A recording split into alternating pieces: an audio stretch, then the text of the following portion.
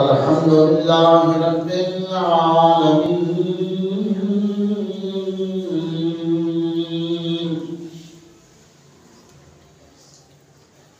والصلاة والسلام على رسوله الكريم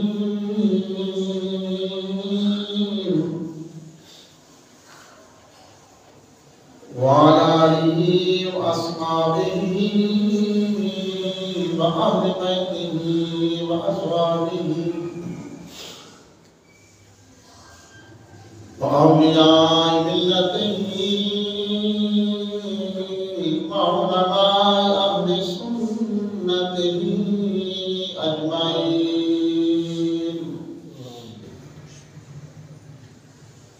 أما بعد فأعوذ بالله من الشيطان الرجيم.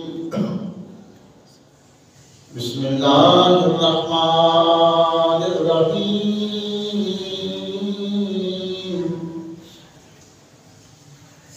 الذين آمنوا وكانوا يتقون.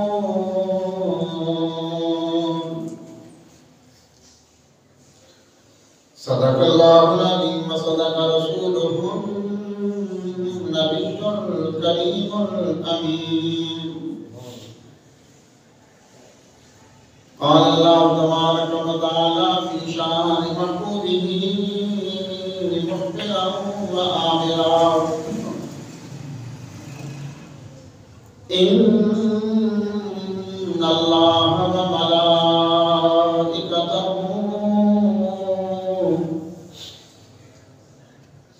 يصلون على النبي يا أيها الذين آمنوا صلوا عليه وسلموا تسليما. الصلاة والسلام عليك يا سيدي يا رسول الله وعلى آلك وأصحابك يا سيدي يا حبيب الله. الصلاة والسلام عليك يا سيدي يا رسول الله وعلى آلك وأصحابك يا سيدي يا خاتم النبيين.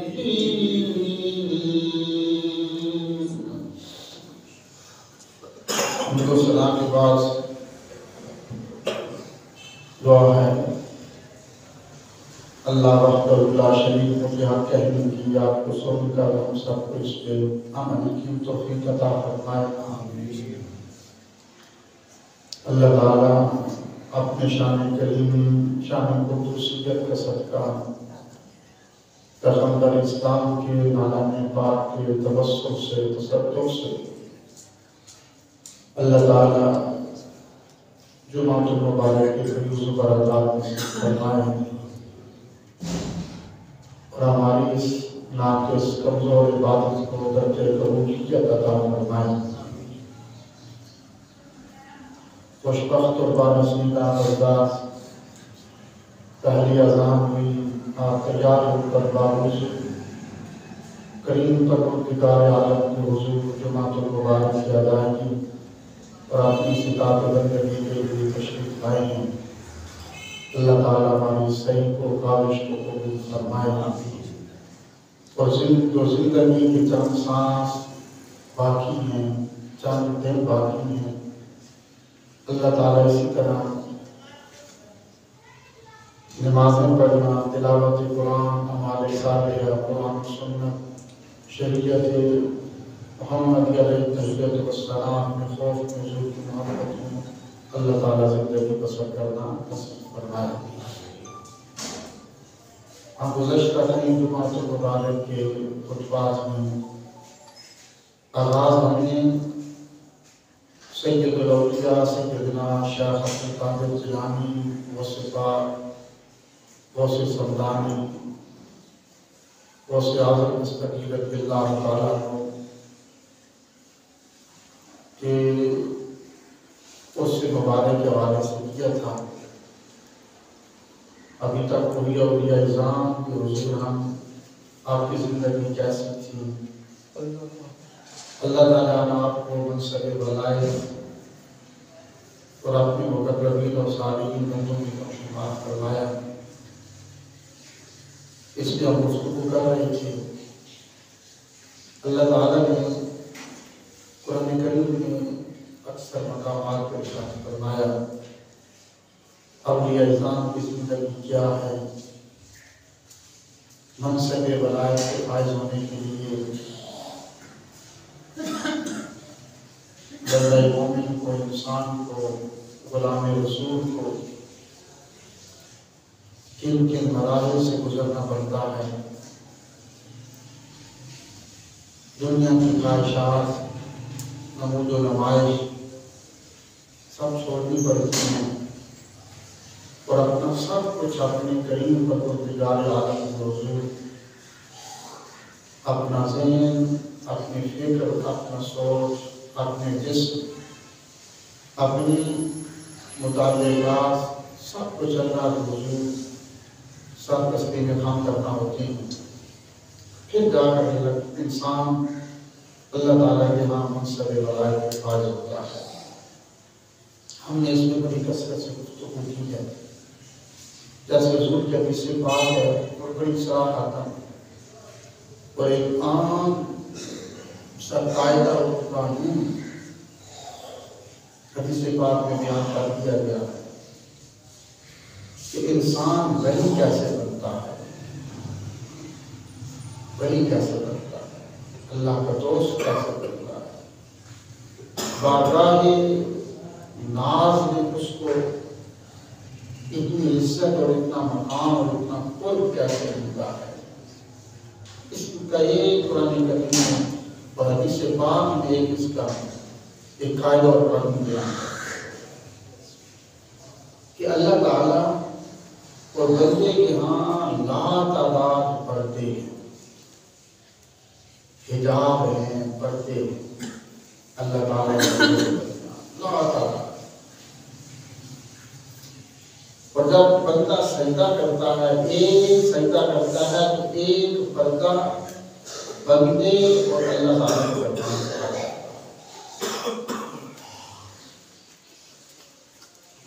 اور انسان کی زندگی سے لے کر اللہ تعالیٰ کی بارگاہ تک لا تعداد سیڑھیاں ہیں، منزلیں ہیں جن کو طے کر کے انسان اللہ کی بارگاہ تک پہنچتا ہے۔ تو جب انسان ایک سجدہ کرتا ہے تو ایک سیڑھی اس منزل کے قریب جا جاتا ہے۔ اور اگر ہم صحیح طریقے سے دن کی 5 وقت کی نمازیں پڑھیں تمام رکعتوں کے ساتھ، نوافل کے ساتھ، غیر مختلف سنتوں کے ساتھ، 96 سجدے بنتے ہیں۔ آپ اس میں اشراق شامل کریں، چاشت کریں، تہجد کریں تو 100 سے زائد بنتے ہیں ایک دن۔ اگر انسان کے ساری نمازیں کما وقوع ادا کرے تو ایک دن میں انسان اپنے رب کی طرف 100 سیڑھیاں اوپر چڑھ جاتا ہے۔ اور بندے اور اللہ کے درمیان میں سے تقریباً جتنے سجدے 100 سے زائد نفلی عبادتوں کو ملا کر سجدے بنتے ہیں، اتنے اللہ اور بندے کے درمیان سے پردے ہٹ جاتے ہیں اور بندہ اس کے قریب ہو جاتا ہے۔ اور پھر قریب ہوتا ہوتا ہوتا پھر اس کی قربت خاص میں چلا جاتا ہے، جہاں پہ اس کے انوار تجلیات کی بارش ہو رہی ہوتی ہے۔ جو یہ اللہ کے قریب جائے گا، اللہ تعالیٰ کے انوار تجلیات کی بارش اس طریقے سے تیز ہوتی چلی جائے گی اور انسان کی زندگی نور ہوتی چلی جائے گی۔ بس ایک قاعدہ اور قانون بیان کر دیا گیا ہے، اور وہ کیا ہے کہ تم نے سجدے پہ سجدہ کرنا، بس سجدے پہ سجدہ کرنا ہے۔ جتنے سجدے کرتے چلے جاؤ گے اتنا اس کے قریب ہوتے جائے گا۔ یہ ایک قاعدہ قانون حدیث پاک میں منصب ولایت پر فائز ہونے کے لیے بیان کر دیا گیا۔ حضور نے فرمایا کہ یتقرب الی عبدی بالنوافل، کہ یہ نفل پڑھتے پڑھتے سجدے کرتے کرتے اللہ فرماتا یتقرب الی عبدی، میرا بندہ میرے اتنے قریب ہو جاتا ہے کہ پھر ہاتھ اس کے ہوتے ہیں پکڑنے کی قوت خدا کی ہوتی ہے، آنکھیں پھر اس کی ہوتی ہیں دیکھنے کی قوت خدا کی ہوتی ہے، پاؤں اس کے ہوتی ہے چلنے کی قوت خدا کی ہوتی ہے، پھر وہ جو سوچتا ہے وہ لوہے تقدیر پر اس کی تقدیر بنا دے جاتا ہے، لوہے محفوظ پہ دیکھتے جو سوچتا ہے وہ ہو جاتا ہے، جو زبان سے وہ نکالتا ہے پھر وہ ہو جاتا ہے۔ داتا صاحب کو لوگوں نے کہا تمہاری مسجد کا محراب ٹیڑھا، علماء سود حاسدین لوگ اس وقت پیچھے، جب لوگوں کا داتا صاحب نے ٹیلے پہ آ کے ڈیرا لگایا تو لوگوں نے دیکھا کہ اس وقت کے جو علماء سود تھے، دنیا دار تھے، جو دین کی آڑ میں دنیا کماتے تھے اور جن کا دنیا ذریعہ معاش یہ تھا، جب دیکھا نا کہ سارے لوگ تو اس موقع کے پاس وہاں پہ پہنچ رہے ہیں اور رش ہو گیا، تو لوگوں کی توجہ حضرت داتا صاحب سے ہٹانے کے لیے چھوٹی سی مسجد تھی ٹیلے کے اوپر، چھوٹی سی، اس سے بھی چھوٹی تھی، تو جو کتب کے اندر آتا ہے اس وقت علماء نے کہنا شروع کر دیا کہ علماء سود علماء حق نہیں، علماء سود چند لوگوں نے شر پسند کہ تم داتا صاحب کے پاس جاتے ہو، ان کی تو مسجد کا محراب ہی ٹیڑھا ہے، وہاں تو نماز ہی نہیں ہوئی۔ تو ایک دن حضور داتا صاحب نے سب کو وہاں پہ دعوت کی نماز اثر پہ، تو جب سارے علماء آ گئے پہلی صف میں کھڑے تھے، دوسری صف میں بن گئی، تکبیر ہو گئی، تو داتا صاحب نے پوچھا کہ اب بتاؤ کیا میری مسجد کا محراب ٹیڑھا ہے؟ تو لوگوں نے کہا کہ حضور آپ کی مسجد کا محراب درست نہیں ہے۔ تو داتا صاحب نے فرمایا نگاہیں اٹھا کے دیکھو، جب نگاہیں اٹھائیں تو سامنے کعبۃ اللہ کھڑا تھا، کعبۃ اللہ شریف سامنے کھڑا تھا۔ آپ بھی جائیں گے تو داتا صاحب کے قدموں میں حضور شاہ اجمیری کی چل لگا کے ساتھ ایک چھوٹی سی وہاں پہ وہ تختی لگی ہوئی ہے، وہاں پہ بندی ہے، جہاں پر اس وقت داتا صاحب کی مسجد کا محراب ہے، جہاں پہ داتا صاحب نے لوگوں کو کعبۃ اللہ دکھایا تھا۔ تو یہ کیا تھا؟ جی وہ بزرگان دین تھے جو ایک دن میں اپنے اوپر انہوں نے نوافل کو فرض کر رکھا تھا۔ حضرت رابعہ بصری نے اپنے اوپر 1000 نوافل ایک دن میں فرض کر رکھے تھے، ایک دن میں 1000 نوافل فرض کر رکھے تھے کہ میں ان کو پڑھنا تھا۔ حضور داتا صاحب تھے، دیگر امام اعظم ابو حنیفہ تھے، ایک دن میں ایک رات میں 500 نوافل آپ کے اوپر فرض کر رکھے تھے۔ ہم تو نفل نہیں پڑھتے، نماز کے بعد بھاگ جاتے۔ یتقرب الی عبدی بالنوافل، حدیث قدسی ہے، اللہ فرماتا ہے جب بندہ نفل پڑھتا ہے، نفلی عبادت کرتا ہے، سجدوں پہ سجدے کرتا ہے، یتقرب الی، تو پھر اس بندے کو اللہ فرماتا ہے وہ نفلی عبادت وہ سجدے میرے اتنا قریب کر دیتی ہیں، اب وجود اس کا ہوتا ہے، اس پہ جتنی قوت کام کر رہی ہوتی ہے وہ آپ کی ہوتی ہے۔ تو یہ آسان سا قاعدہ اور قانون منصب ولایت کو فائد ہونے کے لیے بیان کرتے ہیں۔ پھر یہ بزرگان دین جو چاہتے ہیں وہ ہو جاتا ہے، جو نہیں مانتے وہ تو نہیں نہ مانتے۔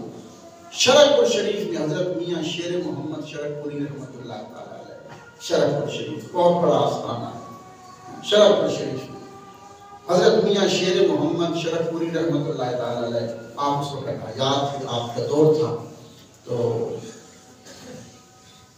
ایک شخص آپ کی خانقاہ پہ آیا، حضرت میاں شیر محمد کی خانقاہ پہ ایک شخص آیا، اور وہ آیا، اس نے دیکھا کہ حضرت میاں شیر محمد بیٹھی ہیں اور بچوں کو قرآن پڑھا رہے ہیں، اور اصل بزرگان دین کی جو خانقاہیں ہیں، آستانیہ وہ یہی تھے کہ وہاں ہر وقت قرآن و حدیث پڑھایا جاتا تھا، دین سکھایا جاتا تھا۔ یہ تعویذ کی ٹوپیاں رکھ کر کوئی نہیں پہلے بزرگان دین کرتے، تو اب ایک دھندا بن گیا ہے کہ بس بزرگ نے جو ولی ہے، جو پیر آج کل کا پیر ہے، آج کل کا جو دین سے دور ہے، بس ایک ہی ہے، اس نے یا کسی کو پھونک مارنی ہے، یا دم کرنا ہے، یا تعویذ دینا ہے، بس پیری یہاں تک رہ گئی ہے، جبکہ اس کا اسلام سے کوئی تعلق نہیں ہے۔ تعویذ دم کی شریعت میں جائز ہے، لیکن کسی حد تک ہے۔ آستانے اور خانقاہیں جو تھی وہ تو صرف تھی کہ وہاں اسلام کے مرکز تھے، وہاں پہ قرآن سکھایا جاتا تھا، لوگوں کو دین سکھایا جاتا تھا، راہ ہدایت سکھائی جاتی تھی۔ وہ شخص آیا، حضرت میاں شیر محمد شرک پوری رحمۃ اللہ تعالی علیہ کا آستانہ ہے، آپ بیٹھے ہیں، بچوں کو قرآن پڑھا رہے ہیں۔ کلاسیں چل رہی ہیں، 7 بزرگان دین کے جو آپ کے بزرگ گزرے ہیں، اللہ کے ولی اور اعظام کے دربار ہے، خانقاہ کا نظام ہے، لنگر پک رہا ہے، وہاں پہ جو بھوکے آتے ہیں، عاجز مند آتے ہیں، ان کو کھانا کھلایا جاتا ہے بزرگان دین کے آستانوں پر۔ اب تو پیر صاحب کہتے ہیں نا کیا لے کے آئے ہو، نہیں، جو پہلے بزرگان دین تھے نا وہ تو وہاں پہ کوئی بھوکے آتے تو ان کو کھانا کھلاتے۔ یہ اصل اولیاء اعظام کا جو اولیاء اعظام اور اہل سنت کے جو پیر تھے، اولیاء اعظام تھے، کہ ان کی زندگی۔ بچے قرآن پڑھ رہے ہیں، ایک شخص دربار میں داخل ہوا جو کہ اللہ کے ولیوں کا منکر تھا، نہیں مانتا تھا، لیکن وہ دیکھتا تھا کہ جو بھی وہاں پہ جاتا ہے وہ پھنس جاتا ہے، پھر انہیں کو ہو کے رہ جاتا ہے۔ آپ میاں شیر محمد مسلح پہ بیٹھے ہیں، قرآن پڑھا رہے ہیں شرف الشفیع کے دربار میں، خانقاہ۔ چارج کا وقت ہے کہ شخص آیا، دنیا دار تھا، وہ آیا اور اس نے آ کر دربار کا چکر لگایا، اندر گیا، خانقاہ کے نظام کو دیکھا، سارا کبھی اوپر دیکھتا ہے، کبھی گنبد کو دیکھتا ہے، کبھی مزار کی دیواروں کو دیکھتا ہے، کبھی دروازوں کو دیکھتا ہے، کبھی جو وہاں پہ اہل اللہ کی قبور تھی ان کو دیکھتا ہے، باہر نکلا خانقاہ کے نظام کو دیکھتا ہے، کبھی لنگر کو دیکھتا ہے، کبھی دائیں جاتا ہے، کبھی بائیں جاتا ہے، گھوم پھر رہا۔ تو جب جانے لگا نا تو حضرت میاں شیر محمد شرف پوری رحمۃ اللہ تعالی علیہ جو دیکھ رہے تھے کہ بڑی دیر سے ایک شخص آیا ہے، دنیا دار ہے، ظاہراً اس کی وجہ قطع دنیا داری کی ہے، کسی انگلش سکول سے پڑھا ہوا، جدید تعلیم اس کا دماغ خراب کر دیا، آیا بڑی دیر سے خانقاہ کے نظام میں گھوم پھر رہا ہے، دربار کو دیکھتا ہے، اندر گیا، باہر آیا، بچوں کو دیکھا، مجھے دیکھا، خانقاہ کے نظام کو دیکھا، واپس جانے لگا۔ جب واپس جانے لگا تو آپ نے طالب علم سے کہا کہ جاؤ اس کو بلا کے لاؤ، وہ آیا تھا اور خالی جھولی واپس آ رہا ہے۔ تو کسی نے کہا، اس بڑے طلباء پڑھتے تھے، کسی نے کہا حضور جو خالی جھولی آیا جانا چاہتا ہے جانے دیں۔ آپ نے فرمایا تانا اسے نہیں ملے گا، تانا ملے گا کہ میاں شیر محمد کی خانقاہ پہ آستانے پہ گیا تھا، خالی جھولی گیا تھا اور خالی جھولی واپس آ گیا، تو اس کو بلا کے لاؤ۔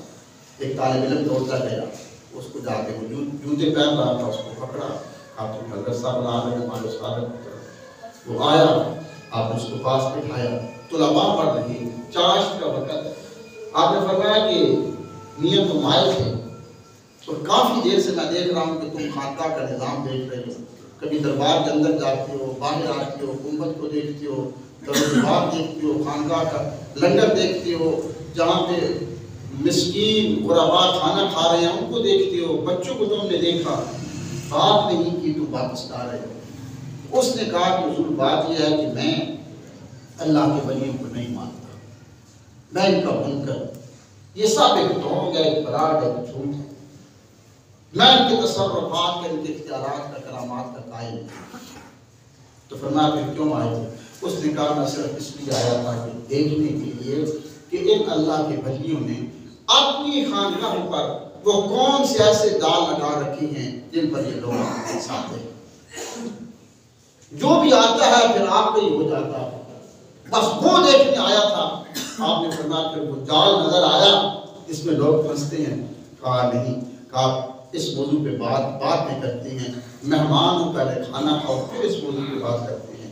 آپ نے ایک طالب علم سے کہا کہ لنگر سے کھانا لے کے آؤ، طالب علم دوڑتا گیا، کھانا لے کے آیا، سامنے رکھا، مٹی کے پیالے میں پانی تھا، آپ نے فرمایا کھانا شروع کرو، اس نے بسم اللہ پڑھی، پانی کا پیالہ اس نے اٹھایا، جو یہ منہ کے قریب کیا، میاں شیر محمد نے اس کے گھٹنے سے ہاتھ رکھ دیا، اب اس کی نگاہیں پانی پہ جم گئی، جب نگاہیں پانی پہ جمی آپ نے اپنا ہاتھ واپس ہٹا دیا، اس نے پھر پانی پینے کا ارادہ کیا اور پھر میاں شیر محمد نے اس کے گھٹنے پہ ہاتھ رکھ دیا، جو ہی گھٹنے پہ ہاتھ رکھا اس کی نگاہیں پھر پانی پہ جم گئیں، جو ہی نگاہیں پانی پہ جمی آپ نے ہاتھ واپس ہٹا دیا۔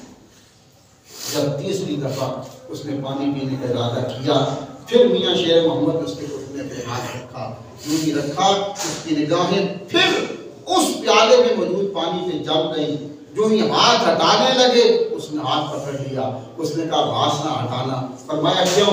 اس نے کہا اللہ کی قسم جب تم میرے گھٹنے پہ ہاتھ رکھتے ہو اس پیالے میں موجود پانی پر مجھے تصویر مصطفیٰ نظر آتی ہے, تنویر مصطفیٰ نظر آتی ہے, آمنہ کے لال کا چہرہ نظر آتا ہے, مجھے حضور کی زیارت نصیب ہوتی ہے. آپ میرے گھٹنے سے ہاتھ نہ رکھنا, میرے گھٹنے سے ہاتھ نہ رکھنا. پانی کا پیالہ چھوڑا اور میاں شیر محمد کے قدموں کو چلا. فرمایا یہی وہ چال تھا جس میں تم پھنس گئے. جو لوگ آتے ہیں نا, گمراہ لوگ آتے ہیں ساری زندگی گناہ کر کے, یہاں پہ آتے ہیں ہم ان کو پکڑ کر اسی سیدھے راستے پہ چلا دیتے ہیں. راستہ یہ نہیں, یہ راستہ ہے جو سیدھا مدینہ طیبہ کی طرف جاتا ہے. خدا بھی یہاں سے ملتا ہے, رسول بھی یہاں سے ملتا ہے, قرآن بھی یہاں سے ملتا ہے, دین بھی ملتا ہے, عزت و سکون و رزق بھی یہاں سے ملتا ہے. تو یہ اولیاء اعظام کے اسلام تھے, وہ خانقاہیں تھی, وہ بارگاہیں تھی, ان کی زندگی تھی. ان کو اصل میں اپنے رب کو منانا آتا تھا. جیسے ہم نے پڑھا ہے نا کہ یتقرب الیہ عبدی بالنوافل, حدیث قدسی اللہ فرماتا ہے کہ بندے اگر تو میرے قریب ہونا چاہتا ہے نا تو پھر نفل پہ نفل پڑھ, سجدے پہ سجدے کرتے چلے جا, سجدے پہ سجدہ کرتا چلا جا. بندے اور رب کے درمیان لا تعداد پردے ہیں. جب بندہ ایک سجدہ کرتا ہے تو ایک پردہ ہٹ جاتا ہے, بندہ رب کے قریب ہوتا ہے. اور دوسری روایت ہے کہ بندے اور رب کے درمیان ایک سیڑھیاں ہیں جو منزل تک اللہ کی بارگاہ تک پہنچتی ہیں. بندہ ایک سجدہ کرتا ہے اور پھر ایک سجدہ کر جاتا ہے اس کی منزل کی طرف. اگر ایک دن میں ہم سارے نمازیں پڑھیں, چاش اشراق ملا کر پڑھیں تو 100 سے زائد سجدے بنتے ہیں ایک دن میں. اگر بندہ ایک دن کی نوافل ساری نمازیں ملا کر پڑھ لے تو 100 سیڑھیاں اللہ کریم کے دربار کی طرف انسان قریب ہو جاتا ہے.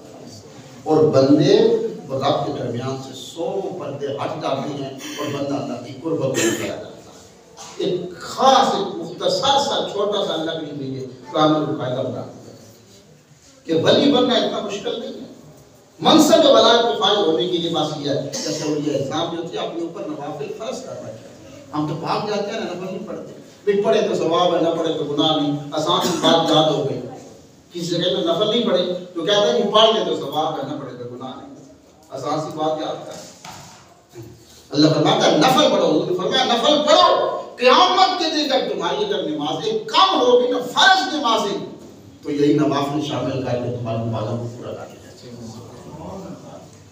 نفل نہ چھوڑا کرو. حضور کا حکم ہے نفل پڑھا, نوافل پڑھا کرو, کھڑے ہو کے پڑھا کرو.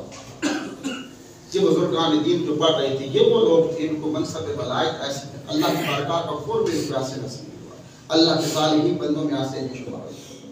جیسے آتا ہے کہ حضرت علی بخش توسوی رحمۃ اللہ تعالی تو سے شریف سبحان اللہ تو سے شریف سید الاولیاء علی بخش توسوی رحمۃ اللہ تعالی. آپ نا آپ کا آستانہ تو سے شریف سے پاک درباروں پہ وزارات پہ صفی سلیمان فارس پہ تشریف لے جایا کرو. وہاں جانے سے دل کا رنگ اترتا ہے, دل کی بیلوری ختم ہوتی ہے, دل کی سیاہی ختم ہوتی ہے, وہاں سے روشنی اور نور ملتا ہے, خدا اور رسول ملتا ہے, سکون اور عزت نصیب ہوتی ہے. اللہ بخش توسوی رحمۃ اللہ تعالی یہ وہ تھے کہ جو روزانہ شہر سے باہر آستانہ تھا اور ساری نمازیں وہاں آستانے پہ پڑھتے تھے, لیکن عصر کی نماز حضرت اللہ بخش توسوی رحمۃ اللہ تعالی روزانہ شہر کی جامع مسجد میں ادا کروایا کرتے تھے. وہاں پہ عقیدت مند آتے, وہاں پہ ملتے تھے لوگ جو بازار کے لوگ مصروف تھے شہر کے. آستانہ جو کہ دور تھا شہر سے باہر, وہاں نہیں جا سکتے تھے, آپ وہاں پہ تشریف لے آتے تھے. وہاں پہ لوگوں کو آپ درس حدیث درس قرآن دیا کرتے تھے, دعا فرمایا کرتے تھے. عصر کی نماز روزانہ اللہ بخش توسوی رحمۃ اللہ تعالی علیہ توسے کی بازار والی مرکزی مسجد میں عطا فرمایا. اور آپ کی پالکی بنی ہوئی تھی جو عقیدت مند تھے نا, آپ اللہ بخش توسوی رحمۃ اللہ تعالی علیہ وہ توسے کا تاجدار اس پالکی میں بیٹھتے. آپ کے کچھ لوگ تھے جو پالکی اٹھاتے اور مسجد تک آتے تھے, یا آپ اکثر سواری پہ گھوڑے پہ آتے تھے. جب بازار سے گزرتے نا توسے کے بازار سے تو راستے میں کچھ ہندوؤں کی دکانیں آتی تھی. جب ان کے پاس اس وقت اکثر ہندو تھے توسے میں, تو یہ پارٹیشن کی پہلے کی بات ہے, تو جب توسے کے بازار سے گزرتے نا تو ہندوؤں کی دکانیں آتی تھی. جو ہی گزرتے آپ کی پالکی تھی، آپ کی سواری گزرتی نا، ایک ہندو دوڑ کے آتا اپنی دکان چھوڑ کر اور ہاتھ باندھ کر کہتا لج پالا لاج جائیں، ایسا کہتا آپ گزر جاتے، وہ دکان واپس آ کے کام شروع کرتے۔ اس ہندو کا معمول تھا روزانہ علامہ بخش توسیع وہاں سے گزرتی اثر کے وقت وہ انتظار نہ کر دوڑ کر آ کر ہاتھ جوڑ کر کہتا لج پالا لاجن، بس اتنا کہتا وہ گزر جاتے کہ واپس آ جاتے۔ اب اس ہندو کا روز کا یہ معمول تھا، علامہ بخش توسیع کی سواری آئے، پالکی آئے، وہاں سے جو سامنے آتے دوڑ کر جاتا باہر دکان چھوڑ کر، جو بھی کام ہوتا لج پالا لاجن کہتا اور گزر جاتے۔ ایک دن علامہ بخش توسیع رحمۃ اللہ تعالیٰ علیہ کی سواری وہاں پہ آئی، لیکن آج وہ آواز نہ آئی۔ آپ نے اس پالکی سے باہر دیکھا، پردہ ہٹا کے اس ہندو کی دکان بند تھی۔ آپ نے فرمایا پالکی کو نیچے رکھا جائے، نیچے رکھیے۔ علامہ بخش توسیع رحمۃ اللہ تعالیٰ علیہ وہاں سے سیدھے اترے اور جو 7 دکانیں تھیں ہندوؤں کی وہاں پہ چلے گئے۔ ان سے جا کے پوچھا کہ پنجابی میں اس وقت لکھا ہوا تھا کہ میں یاد کے در پوچھا کہ ہمارا جو یاد تھا روزانہ ہاتھ باندھ کر کہتا تھا لاج پالا لاجن، اس کی دکان باندھا ہے، وہ کہاں ہے؟ تو لوگوں نے کہا کہ حضور کو سخت بیمار ہے، زندگی اور موت کی کشمکش میں ہے، وہ نہیں آ سکتا، سخت تکلیف میں ہے، بیمار ہے۔ آپ نے فرمایا کہ چلو سواری کو موڑو، سیدھے اس کے گھر۔ روزانہ کہتا تھا میں لاج پالا لاجن، آج لاج پال گیا، آج دبا گیا۔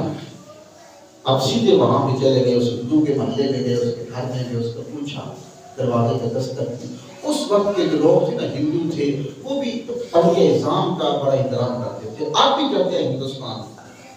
حضرت خواجہ شاہ اجمیر جو آپ کا آستانہ ہے، آپ کا انتظار ہے، اب وہاں پر ہندو مسلمان سے زیادہ ہندو وہاں پہ آدمی کے لیے آتے ہیں۔ آپ بھی جو ہندوستان میں ہے یا جو پہلے لوگ تھے بڑے یہ جانتے ہیں کہ جب وہ بیمار ہوتے تھے نا ہندو، تو مسجد کی بارش ہوتی جو چھت سے پرنالے سے پانی آتا تھا، اب بھی ہندوؤں کا عقیدہ ہے کہ اگر اس پانی کے نیچے نہایا جائے تو ساری بیماری ختم ہو جاتی ہے۔ اب بھی ایسا ہے ہندوستان کا۔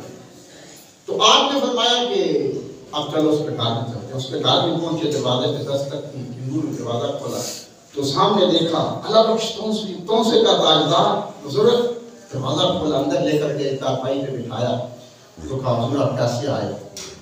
تو آپ نے فرمایا کہ میرا یار یہاں پہ بیمار ہے، اس کی تیمارداری کے لیے آیا۔ تو کہا حضور وہ اندر کمرے میں بند ہے۔ تو کہا اس سے ملنا چاہتا ہوں۔ کہا حضور آپ اس سے مل نہیں سکتے۔ کہا کیوں نہیں مل سکتا؟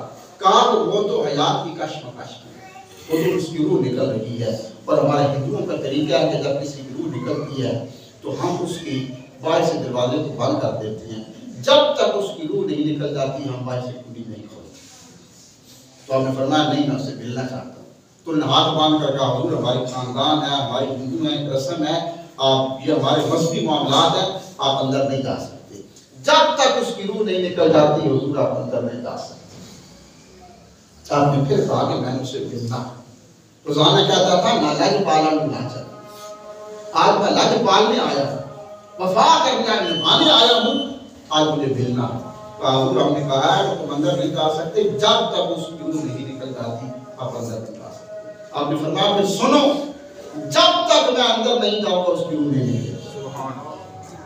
وہ ہندو تھے، آپ کی بات پہ یقین کرتے تھے، دروازہ کھول دیا، آپ اندر تشریف لے گئے۔ وہ ہندو جوان جو تھا نا روزانہ کہتا تھا لج پالا لاجن، چارپائی پہ پڑا ہوا، ہاتھ لگایا، سخت بیمار ہے، تکلیف ہے، شدت کی بیماری ہے، تپ رہا ہے بخار کے اندر، اس کی روح نیچے کو نکل رہی تھی۔ تو آپ نے فرمایا کہ سناؤ کیسے ہو؟ تو اس نے کہا ٹھیک۔ تو آپ نے فرمایا کہ میرے لا کے حکم ہو، ایک مدد کر سکتا ہوں؟ تو اس نے کہا حضور دعا فرما۔ کہا تیری مدد دنیا کے اندر بھی کروں گا، آخرت میں بھی کروں گا، لیکن ایک شرط ہے کہ میرے نبی کا کلمہ پڑھ، میرے نبی کا کلمہ پڑھ۔ تو اس نے کہا حضور آپ نے شرط لگا دیا، پر پھر ایک شرط میری بھی ہے۔ فرمایا تیری شرط کیا ہے؟ کہا تم نے کہا مدد تب کروں گا جب میرے نبی کا کلمہ پڑھو۔ حضور میری شرط یہ ہے کہ جس نبی کا کلمہ پڑھوانا ہے تو اس پر اس کی زیارت کرو۔ اس نبی کی زیارت کروا لو کا کلمہ پاک لیا۔ آپ نے فرمایا کہ ٹھیک ہے، تیری شرط منظور ہے۔ آپ نے اس کے ہاتھ پہ ہاتھ رکھا، اس کے ماتھے پہ ہاتھ رکھا، اس کے پاس کھڑے ہوئے، فرمایا نگاہیں اٹھاؤ۔ اس ہندو نے بعد نگاہیں کھولی، سامنے چہرہ مصطفیٰ حضور سامنے تھے۔ خوش نصیب تھا وہ ہندو کہ آنکھوں میں دیدار مصطفیٰ تھا، اور زبان پہ کلمہ مصطفیٰ تھا، لا الہ الا اللہ، زبان پہ کلمہ جاری ہوا اور دنیا سے چلا۔ آپ آئے تشریف لائے اور آپ نے فرمایا کہ دیکھو بات کیا کہ ہمارے اس بھائی نے کلمہ پڑھ لیا تھا، مسلمان ہو رہا ہے، اب اس کی میت ہمارے حوالے کا، تو ہم اس کو غسل دیں گے، جنازہ پڑھیں گے، دفنائیں گے۔ انہوں نے کہا وہ یہ نہیں ہو سکتا، ہمیں کیسے پتا کہ آپ نے کلمہ پڑھایا ہے؟